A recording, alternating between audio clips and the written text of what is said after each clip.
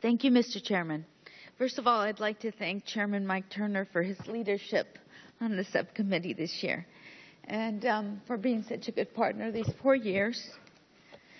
I'm pleased that the subcommittee worked in its traditional bipartisan and transparent manner in building the Air and Land Forces portion of the Chairman's Mark. The mark before the members includes a mix of bill and directive report language that combines 3 objectives.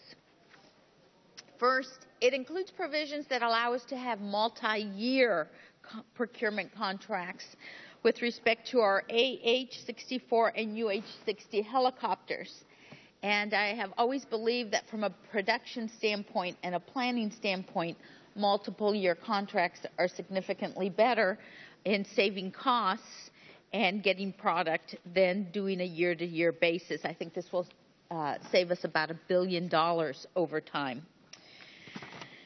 Second, this mark includes important new oversight provisions on programs and policies that the subcommittee researched over the past 4 months, including our efforts, an independent review to fix the FY17 aircraft's oxygen and life support system.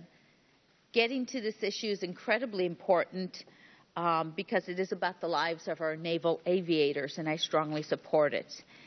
And another provision that requires the Army and the Marine Corps is to set concrete standards for vehicle fire protection requirements. Again, the safety of our soldiers and Marines should be our #1 priority, and this legislation allows for that. Finally, this mark includes report language covering 34 different programs. Members wanted to express their views on various issues and require more information from the Department of Defense so that we can do our job even better. And in terms of the funding requirements of this bill, it's a little bit different than the last 3 years that we've had. On the plus side, the program, the subcommittee are plussed up almost by about $6 billion in this mark. And those increases include $1.4 billion for F-18s, $1.2 billion for F-35s, $700 million for additional Army helicopters, and several billion more in increases for a range of programs, most of which are from the military services unfunded requirements list. I think that's all good, and it's good for the Department of Defense, but I have to tell you that the way it is paid in this NDAA is unfortunately not our normal practice and a little disheartening, as Mr. Smith spoke about it in the beginning.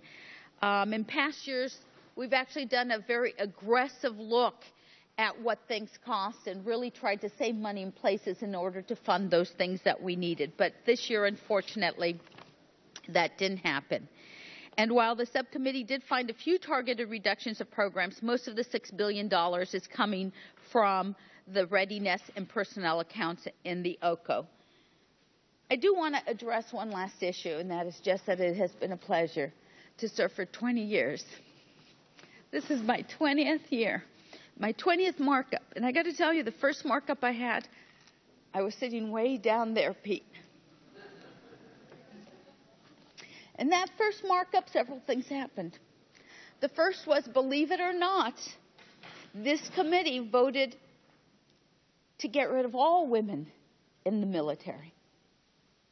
And it wasn't until we went to the House floor that we put them back in.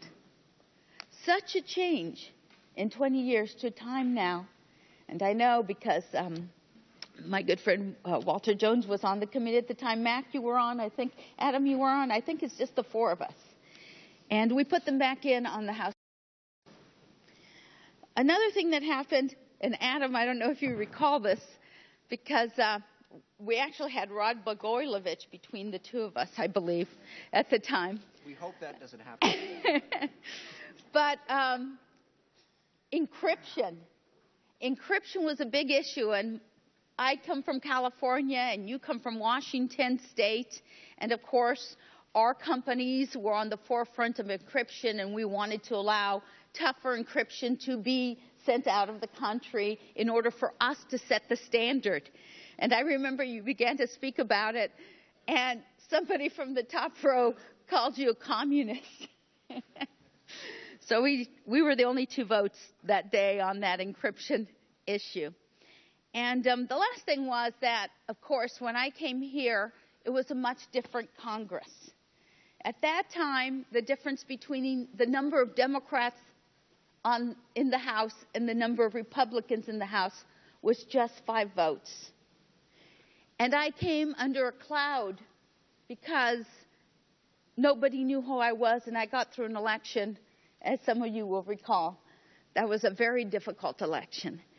And so I was set on this committee, and I went to pass my first amendment, which was an 8-sentence amendment about how the South Vietnamese had been by our side and fighting in the Vietnam War. And I remember seeing some on the other side rolling their eyes like, why does she even have to read this? This is a no-brainer. And Steve Boyer, I always got his name wrong, objected, took my amendment and put a substitute amendment on so that I would not have an amendment passed with my name on it. And the amendment passed his way without my name on it. And then I asked Mr. Spence, who was the chairman, a great gentleman from South Carolina, that I had another amendment at the desk. This was after a 1-hour debate on an 8-sentence amendment. And he said to me, Ms. Sanchez, is it different than the amendment you just put forward? I said, yes, Mr. Chairman, I've changed 1 sentence. And he said, do you have 100 copies? At that time, it was a 100-copy requirement. And I said, yes, Mr. Chairman, I have 100 copies. He goes, I'll let the amendment come forward. And Mr.